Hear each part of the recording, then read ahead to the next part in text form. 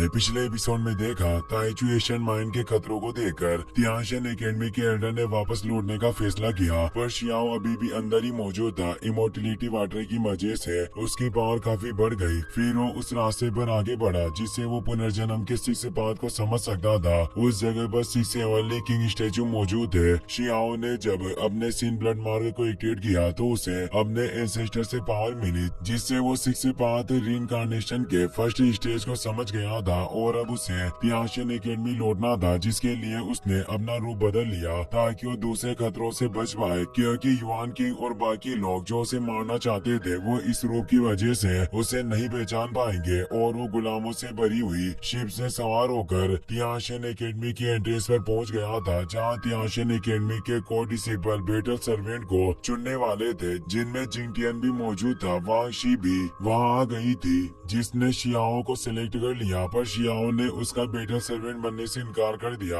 वहाँ मौजूद दो लोग बातें करते हैं कि आखिर ये लड़का कर क्या रहा है। जिस पोजीशन को पाने के लिए मुतावले हो रहे हैं वो पोजीशन इस लड़के को मिल रही है, फिर भी ये फेरी वांग शी के ऑफर को ठुकरा रहा है। तो दूसरा आदमी कहता है कि लड़का जरूर कुछ और सोचकर यहाँ आया होगा। बियान यू को इससे वांग शी का मजाक उड़ाने का मौका मिल जाता है और उसे कहती है कि इस जगह पर शायद आपकी कोई इज्जत नहीं रही। जो अब सर्वेंट भी बातें मानने से इनकार कर रहे हैं। वांग शी आगे आती है तो शियाओ से बताता है कि मेरी ताकत तुम्हारे बेटल सर्वेंट के रूप में इस तियानशिन एकेडमी का नॉर्मल डिसिबल बनने से काफी ज्यादा है, इसीलिए मैं तुम्हारे साथ नहीं जाना चाहता। वांग शी सोचती है कि इसके पास थंडर पावर मौजूद है। इसे देखकर लग रहा है कि ये मेरी फैमिली से भेजा गया सर्वेंट होगा। फिर आखिर ये मेरे साथ आने से इनकार क्यों कर रहा है और इतना गुस्सा क्यों है, क्योंकि उसे उसमें से ताइचू एशियन माइन के ऑरा का एहसास हो रहा था। और ताइचू एशियन माइन वांग फैमिली का इलाका था, इसीलिए उसे लग रहा था कि उसकी फैमिली ने ही उसे यहाँ भेजा होगा। वांग शी बोलती है कि अगर ऐसी बात है तो मैं अपनी पावर से तुम्हारी स्किल को टेस्ट करना चाहती हूँ।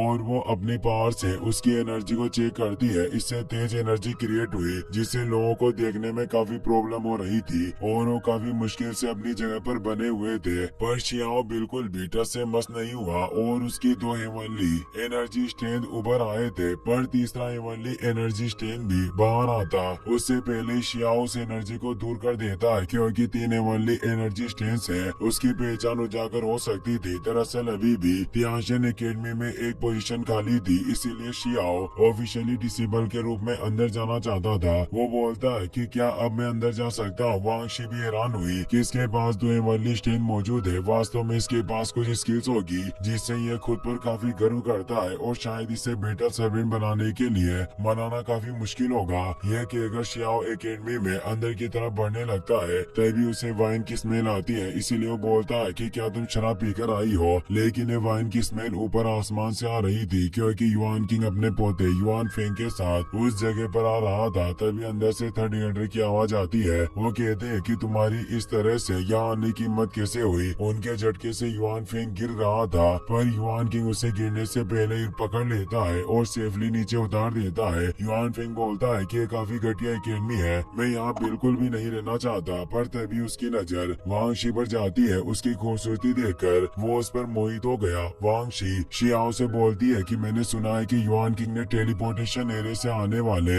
एक जीनियस पर अटैक किया था, जिससे थर्ड एल्डर इनसे गुस्सा है और ये युआन किंग अपनी जनरेशन के एक लौते पोते को एकेडमी का लास्ट एडमिशन स्पॉट दिलाने के लिए यहाँ लेकर आया है। शियाओ को एहसास होता है कि इसने मुझे रास्ते से हटा दिया ताकि अपने पोते को डिसेबल बना सके। युआन किंग बोलता है कि थर्ड एल्डर तुम्हें थोड़ा शांत होना चाहिए, वो सिर्फ एक गलतफहमी थी। और वो एकेडमी के अंदर मौजूद सेकंड एल्डर से कहता है कि मैं यहाँ आपसे मिलने के लिए आया हूँ। अंदर से सेकंड एल्डर की आवाज आती है कि युआन किंग तुम अपने ग्रैंडसन को एकेडमी के अंदर भेज सकते हो, मुझे इसके तियानशिन एकेडमी में शामिल होने से कोई दिक्कत नहीं होगी। थर्ड एल्डर इस बात से नाराज होकर वहाँ से चले जाते हैं। लोग बातें करते हैं कि पहली बार देख रहा हूँ जब अंदर दरवाजे से सेकंड एल्डर की आवाज आई हो और उन्होंने खुद इसे युआन किंग का साथ दिया। युआन किंग अपने ग्रैंडपा से एक जेट टोकन लेता है और एकेडमी के अंदर चला जाता है। तभी दो लोग बतियाने लगे कि ये लड़का अपने ग्रैंडपा की पावर पर इतना इतरा रहा है, बस एक मौका मिलने दो तो मैं इस युआन किंग को अच्छा सबक सिखाता हूँ। ये बातें युआन किंग ने सुन ली थी और वो मौके पर ही उन दोनों को जान से मार डालता है और कहता है कि जिसने भी मेरे पोते युआन फेंग का अपमान करने की हिम्मत की मैं खुद ही उसका खात्मा कर दूंगा। शियाओ शियाओ को काफी गुस्सा आ रहा था पर वो कुछ नहीं कर सकता। और अब एडमिशन एलिजिबिलिटी भी खत्म हो चुकी थी। वांगशी शियाओ से कहती है कि मैं तुम्हें अपने साथ चलने के लिए आमंत्रित करती हूँ क्योंकि अब तुम्हारे डायरेक्ट डिसेबल बनने का कोई रास्ता नहीं है। अगर तुम चाहो तो मेरे बैटल सर्वेंट के रूप में इस तियाशन एकेडमी में प्रवेश कर सकते हो। युआन किंग वहाँ से चला गया था। शियाओ सोचता है कि युआन किंग ने मुझे 10 साल तक उसे ताइजुएशन माइन में कैद करने की योजना बनाई, इसीलिए ये अच्छा मौका होगा जब मैं एकेडमी में जाकर उसके ग्रैंडसन से बदला ले सकता हूँ। और अब वो वांगशी के साथ ही एकेडमी के अंदर आ जाता है। वांगशी हुआंग को लेकर अपने पैलेस में आ गई थी जहाँ एक सर्वेंट सुलान उनका स्वागत करती है और वांगशी को बताती है कि मिस फेयर चाइल्ड से आपके लिए एक संदेश आया है। एकेडमी के एल्डर ने खास मुद्दों पर चर्चा करने के लिए आपको बुलाया है। वो उस मैसेज को अपने पास रख लेती है और शियाओ से बोलती है कि मुझे जाना होगा पर तुम मेरे इस पैलेस में जिस जगह पर चाहो वहाँ जाकर प्रैक्टिस कर सकते हो। ये कहकर वो वहाँ से निकल जाती है। सुलान शियाओ से बोलती है कि तुम मेरे पीछे आओ और वो उसको लेकर जाने लगती है। शियाओ देखता है कि इस तियाशन एकेडमी में काफी सारी अच्छी जगह मौजूद है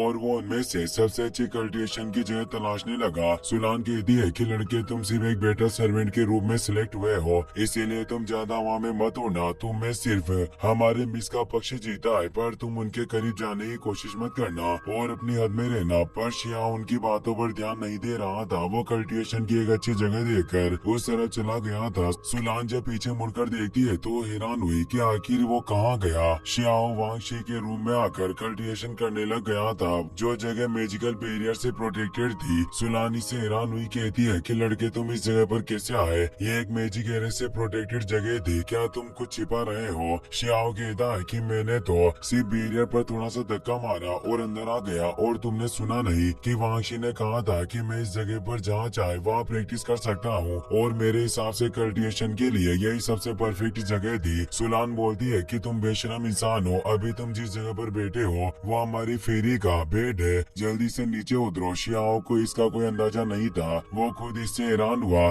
क्योंकि किसी ने अगर उसे वांगशी के बिस्तर पर देख लिया तो उसे गलत समझा जाएगा। तभी हम वहाँ मौजूद तियाशन एकेडमी के एक डिसेबल क्यूलिन को देखते हैं जिसने शियाओ को देख लिया था। वो बोलती है कि वास्तव में वांगशी के बेड पर एक लड़का मौजूद है और वो ये बात बताने के लिए वहाँ से निकल जाती है। सुलान उसे रोकने जाती है। शियाओ भी उसके पीछे जाता है और वो क्यूलिन से कहता है कि मैंने कुछ गलत नहीं किया, इसीलिए तुम अपनी बकवास बंद करो। क्यूलिन बोलती है कि मैं अच्छे से समझ गई हूँ, तुम वांगशी के काफी करीब हो। सुलान शियाओ से बोलती है कि क्या तुम मुझे मरवाना चाहती हो जो तुम फेरी के कमरे में प्रवेश कर गए? शियाओ कहता है कि मुझे थोड़ी पता था कि वो फेरी का कमरा है, मैं तो अभी हाल ही में यहाँ आया हूँ। अब हम 3 तियाशन डिसेबल को देखते हैं जो साथ में बातें कर रहे थे। तभी क्यूलिन वहाँ आकर बताती है कि वांगशी जो ताओवाद पर चर्चा करने के लिए फेमस है पर असल में उसके एक लड़के के साथ रिलेशन है। वहाँ मौजूद तीनों लोग इसे चौंक जाते हैं क्योंकि वो वांगशी को चाहते थे। क्यूलिन खुश हो रही थी क्योंकि उसे लगता था कि ये तीनों इस लड़के की काफी अच्छी धुलाई करेंगे और उसे लड़ाई देखने में काफी मजा आता था। साथ ही वो चाहती थी कि जो आखिर में जीतेगा वही राजकुमारी को जीत पाएगा।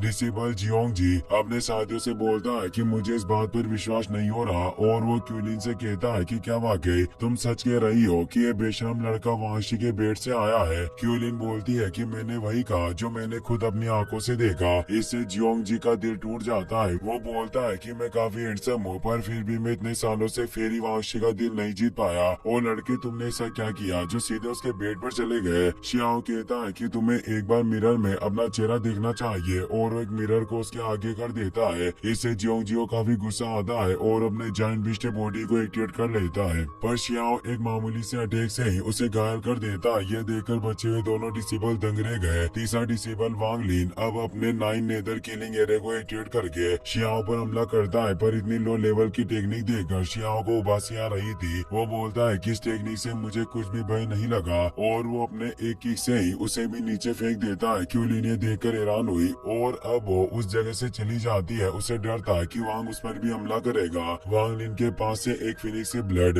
पीस गिर गया था जिसे शियाओ ने उठा लिया और कहता है कि वाकई इस फाइट से मुझे थोड़ा फायदा हुआ और मुझे एक और फिनिक्स से ब्लड का टुकड़ा मिल गया। वांगलिन कहता है कि आखिर ऐसा क्यों होता है कि अच्छी चीजें हमेशा दूसरों को ही मिलती है? शियाओ बताता है कि अगर तुम भी अपने जीवन में आगे बढ़ना चाहते हो तो तुम्हें मेहनत करनी होगी। वैसे भी वांगशी और मेरे बीच कुछ भी नहीं है और तुम बेवजह ही बात का बतंगड़ बना बना रहे हो। पर अब वहाँ पर युआन फेंग भी आ जाता है और बोलता है कि वांगशी मेरी है, मैं बिल्कुल भी बर्दाश्त नहीं कर सकता कि मेरे होते हुए कोई मेरी होने वाली वाइफ के बिस्तर पर चढ़ने की हिम्मत करे। और जब शियाओ उसकी तरफ मुड़ता है तो वो बोलता है कि तुम तो बस अभी उसके द्वारा सिलेक्ट किए गए एक फॉर्मल डिसिबल हो, वास्तव में फिर भी इस तरह से शर्मनाक हरकतें कर रहे हो। शियाओ रिप्लाई में कहता है कि मैं तुम्हारे जैसे लोगों से तो अच्छा ही हूँ जो अपने ग्रैंडपा की पावर के बदौलत अकड़ दिखाता है, पर तुम अभी अपने ग्रैंडपा युआन किंग के बिना कुछ नहीं हो, तुम्हारी कोई औकात नहीं। युआन फेंग को इससे काफी गुस्सा आया। वो बोलता है कि मुझसे इस तरह से बात करने की आज तक किसी ने हिम्मत नहीं की और वो ब्लैक गोल्ड ऑर्ब को क्रिएट करके शियाओ पर पावरफुल स्लेज से अटैक करता है। पर शियाओ टेलीपोर्ट होकर उसके पीछे आ गया था। वो सोचता है कि अभी इस युआन फेंग को मारने का ये सही समय नहीं है, लेकिन अगर मैं इसे डराना चाहूँ तो ये बिल्कुल ठीक वक्त होगा और वो उस पर पावरफुल अटैक करने लगता है। पर तभी वांगशी आकर उसे रोक देती है और बताती है कि तियानशन एकेडमी में सभी डिसिपल को एक दूसरे को मारने की अनुमति नहीं है, ये नियमों के खिलाफ है। पर युआन फेंग एक बेशरम इंसान था, वो इन बातों को कहाँ मानने वाला था। वो चुपके से एक ब्लैक गोल्ड ऑर्ब को क्रिएट करके शियाओ पर हमला कर देता है। पर शियाओ उस ऑर्ब पर किक मारकर ही युआन फेंग पर पलटवार करता है, जिससे वो बच नहीं पाता और काफी दूर जाकर गिरता है। वांगशी भी ये देखकर उससे इम्प्रेस हो जाती है। इसी के साथ ये एपिसोड यहीं पर खत्म हो जाता है। वीडियो पसंद आया हो तो अपने दोस्तों के साथ शेयर करना, साथ ही इस वीडियो को लाइक और चैनल को सब्सक्राइब करने के लिए आपका तहे दिल से शुक्रिया। Thanks for watching.